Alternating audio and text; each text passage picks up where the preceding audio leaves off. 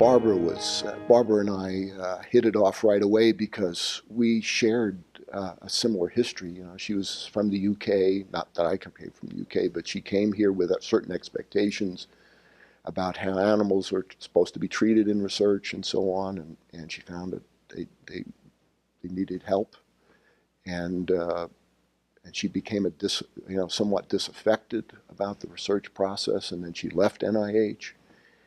And so she had a lot of experiences like mine about questions and uncertainties about how to proceed. But I have to tell you this about her. One of the first things she did, she said, you have to know about the animal protection groups. Because if you're going to be trying to influence and learn about people's concerns and influence those concerns, you have to know who these people are. So one day she takes me across campus and to a little mildly run-down Georgetown mansion right off River Road. And so we go in, and it's where the Animal Welfare Institute was housed. And so we go into this place, surrounded by dogs and a couple of them with 3 legs. And we were there for lunch. And Christine Stevens greeted me. And I thought the University of Wisconsin Primate Lab was a family. This was a family group. And we sat down for lunch, a simple lunch of bread and vegetables, and people talked about trapping and regulations in treatment of animals and enriching animal lives in laboratories and so on and so forth. And they didn't look like the raving, torturous, murderous images and profiles that I'd had, actually.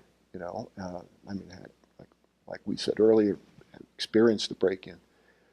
But these were thoughtful, careful, smart as hell people. I met Kathy Liss, who was who's here now today. Yeah, I met her the other day at the lunch table. And she took me to Barbara took me to other places. I met some people from HSUS, Andrew Rowan, and some people at PETA. She had introduced me to, and I thought that was very important because it was, clearly she was saying, you've got to recognize what is of benefit in these sometimes very harsh attacks, and that was just crucial. And for in terms of Tom, we met 2 or 3 hours a week, and it's interesting. I think about some of the things that Tom provided for me, and still does, is that I was a senior faculty member. I thought I knew how to write a paper. Tom Beecham is such a sharp intellectual person, and such a clear voice when he writes about very complicated things. And I think I learned a lot about talking and writing about ethics in a sophisticated way. And I'll always be thankful for the time that he took with me. And we still maintain a relationship and write together.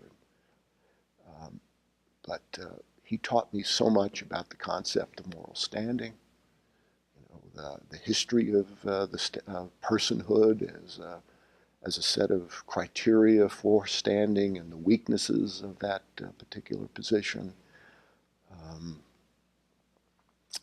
It was,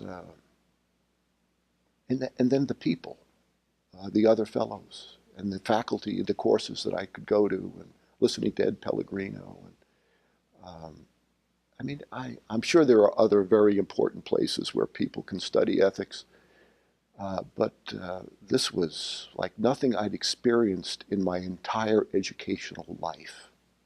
You know, it was people devoted to teaching and the openness to explore ethical questions without reproach.